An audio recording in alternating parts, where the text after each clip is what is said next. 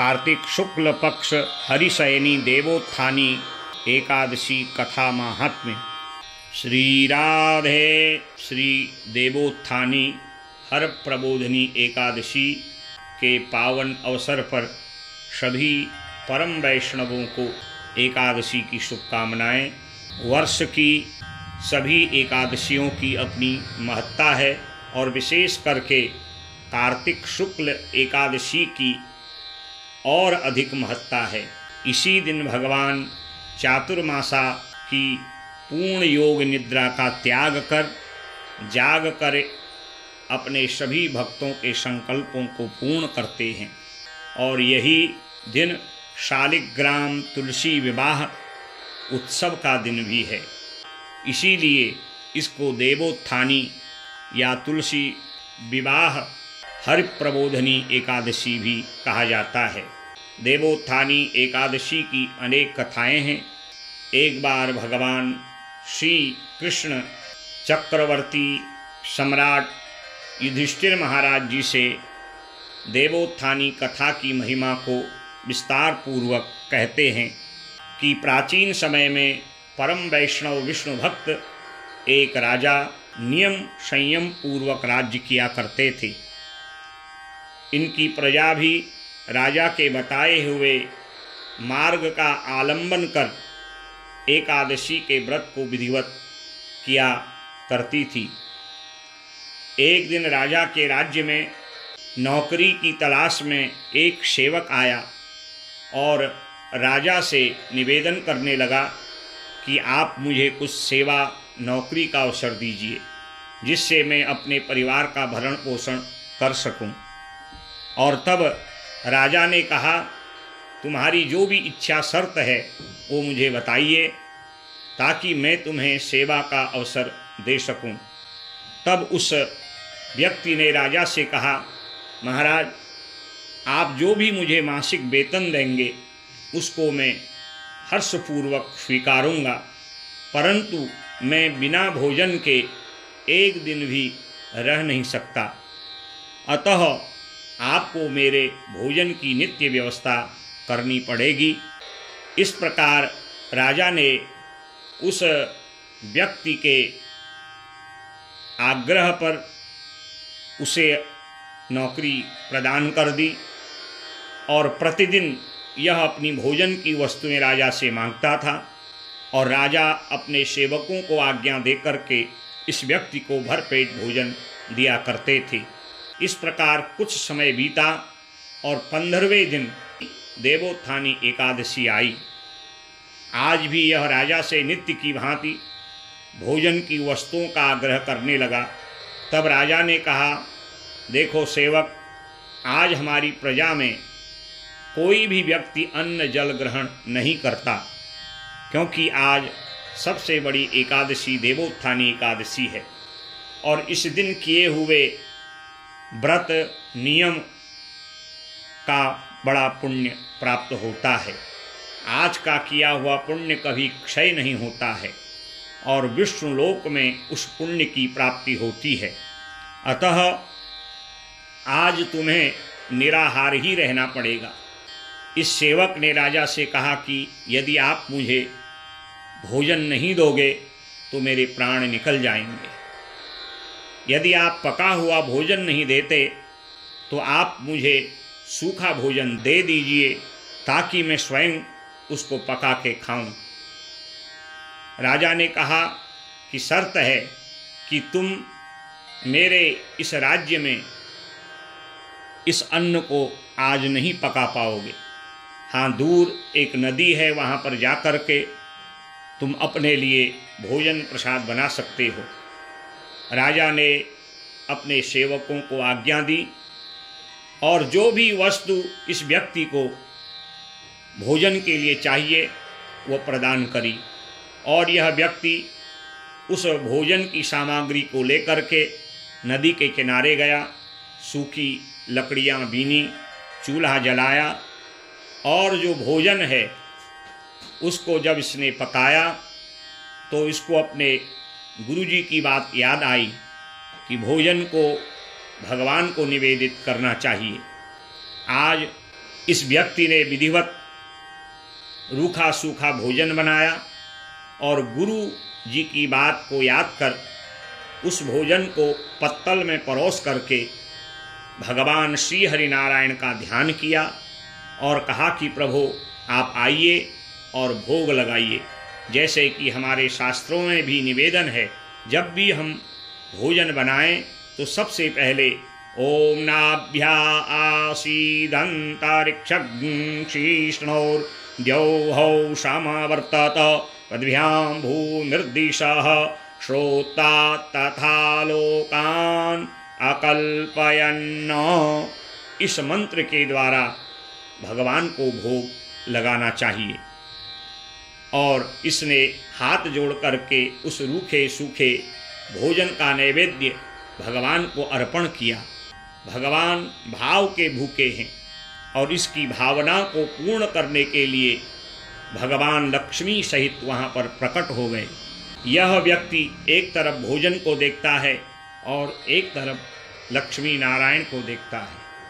सोचता है दिन भर भूखा हूँ, भोजन बहुत कम है, मैं जो करूँ या इनको जो कराऊँ। परंतु सोचता है भगवान तो बहुत दिव्य रूप धारण किए हैं, क्यों न आज ये भोजन इनको ही अर्पण करा दूं। और भगवान को निवेदन किया और भगवान को आसन पर बैठाया और कहा कि मैं न राजा हूँ न कोई व्यापारी हूँ, मैं एक साधारण सेवक हूँ। आप तो नित्य 56 भोग 33 व्यंजन ग्रहण करते हैं, परंतु मैंने भावपूर्वक यह प्रसाद आपको निवेदित किया है।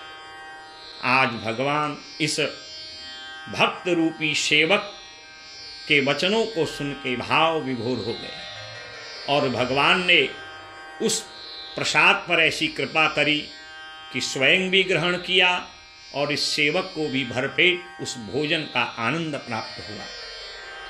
और जब भगवान जाने लगे तो कहता है, प्रभु जब आप अगली बार आओ तो पहले बता देना कि 2 आएंगे या 3 आएंगे या 4 आएंगे। भगवान इसकी बातों को सुन के भाव विभोर हो गए और यह क्रम हर एकादशी को चलता गया। यह रूखा सूखा भोजन बनाता और भगवान को निवेदित करता और लक्ष्मी नारायण भगवान प्रेम से उस भोजन को प्रसाद रूप में ग्रहण करते थे। एक दिन राजा ने देखा कि मैं इस सेवक को बहुत सारा अन्न देता हूँ, क्या यह इसको अकेले खा जाता होगा। राजा पीछे पीछे जाने लगा और तब इस सेवक ने नित्य एकादशियों की तरह उस दिन भी भोजन बनाया और हाथ जोड़ करके भगवान का आवाहन किया, परंतु भगवान आज प्रकट नहीं हुए। तब इसने कहा कि प्रभु मेरी पूजा भाव प्रसादी में शायद कोई त्रुटि रह गई हो, परंतु मैं तो जैसे पहले था आज भी वैसे हूँ। आप तो एक बार निवेदन करने पर प्रकट हो जाते थे, आज मुझ जैसे दास से कौन सा अपराध हो गया। यदि आप प्रकट नहीं हुए तो मैं अपने प्राणों का त्याग कर दूंगा। दूर से राजा ये सारा दृश्य देख रहा था और कानों से उस व्यक्ति की बातों को सुन रहा था, ये किससे बात कर रहा है। और उतने में भगवान श्री हरिनारायण प्रकट हो गए। ये भाव विभोर हो गया और भगवान लक्ष्मी नारायण सहित जब प्रसाद ग्रहण किए तब राजा को बड़ा आश्चर्य हुआ।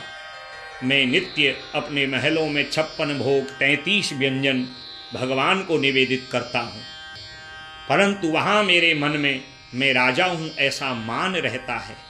भगवान तो मान रहित व्यक्तियों के वहाँ, अभिमान रहित व्यक्तियों के वहाँ आते हैं। भगवान उसी का मान रखते हैं जो हृदय से भगवान का मान रखता है। आज राजा बड़ा भाव विभोर हो गया, सेवक के चरण पकड़ लिए, धन्य हैं आप, आज आपने हमें भगवान का दर्शन करा दिया।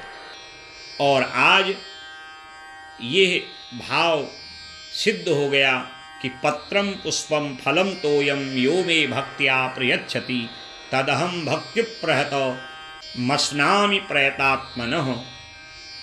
भगवान केवल भाव को देखते हैं, वह विषय भोग को, साम्राज्य को, वस्तुओं को नहीं देखते हैं। और आज राजा ने अपना सब कुछ भगवान को अर्पण कर दिया। इस प्रकार भगवान श्री कृष्ण युधिष्ठिर से कहते हैं, हे युधिष्ठिर, जो मनोभाव से देवोत्थानी एकादशी का भाव पूर्वक व्रत करते हैं, द्वादशी को विधिवत ब्राह्मणों को अन्न, जल, दक्षिणा, वस्त्र आदि वस्तुएं प्रदान करते हैं, मैं उनके समस्त संकल्पों को पूर्ण कर देता हूँ। देवोत्थानी एकादशी के दिन विधिवत तुलसी का शालिग्राम से विवाह करना चाहिए और इसी दिन चातुर्मासा व्रत का पारायण भी करना चाहिए।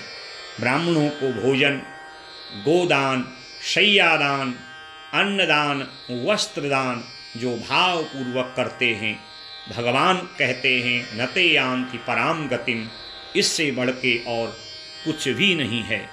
क्योंकि जो भगवान श्री विष्णु के निमित्त एकादशियों का भाव पूर्वक, संयम पूर्वक, नियम पूर्वक, श्रद्धा पूर्वक व्रत करते हैं, भगवान उनके समस्त संकल्पों को पूर्ण कर देते हैं। कार्तिक मास की इस एकादशी में तुलसी के साथ भगवान विष्णु शालिग्राम का विवाह, तुलसी ब्राह्मणों को दान करने से करोड़ों यज्ञ करने का पुण्य प्राप्त होता है। ऐसी महिमा कार्तिक शुक्ल हरि प्रबोधनी देवोत्थानी एकादशी की है। जो भाव पूर्वक इस कथा को श्रवण करते हैं, उनको शालिग्राम, तुलसी विवाह और एकादशी व्रत के पारायण का पूर्ण पुण्य प्राप्त होता है। इस देवोत्थानी एकादशी के दिन भगवान का लक्ष्मी सहित षोडशोपचार विधिवत पूजन करना चाहिए। चरण प्रक्षालन, पंचामृत स्नान, वस्त्र यज्ञोपवीत, रोली, चंदन, जौ, तुलसी दल, पुष्पमाला, धूप, दीप, नैवेद्य अर्पण कर तुलसी के साथ भगवान का विधिवत विवाह करना चाहिए। शांताकारं भुजगशयनं पद्मनाभं सुरेशं विश्वाधारं गगनसदृशं मेघवर्णं शुभांगं लक्ष्मीकान्तं कमलनयनं योगविध्यानगम्यं वन्दे विष्णुं भवभयहरं सर्वलोकैकनाथं श्रीलक्ष्मीनारायणाभ्यां नमः। इस प्रकार तुलसी के साथ शालिग्राम भगवान का विधिवत विवाह करना चाहिए और ओम नमो भगवते वासुदेवाय और तुलसी के पावन नाम का संकीर्तन करना चाहिए। नमस्तुलसी कल्याणी, नमो विष्णु प्रिये शुभे, नमो मोक्ष प्रदे देवी, नमः संपत्ति प्रदायिके, तुलसी श्री सखी शुभे, पापहारिणि पुण्यदे, नमस्ते नारदनुते, नारायण मनः प्रिये, नमस्तुलसी सर्वज्ञे, पुरुषोत्तम वल्लभे, पाहि मां सर्वपापेभ्यः सर्वसंपत्ति प्रदायिके। इस प्रकार तुलसी के पावन नाम स्तोत्र का जो देवोत्थानी के दिन उच्चारण करते हैं, भगवती तुलसी लक्ष्मी रूप में नारायण सहित उनके घर में निवास करती है। हरि ओम तत्सत, हरि ओम तत्सत, हरि ओम तत्सत।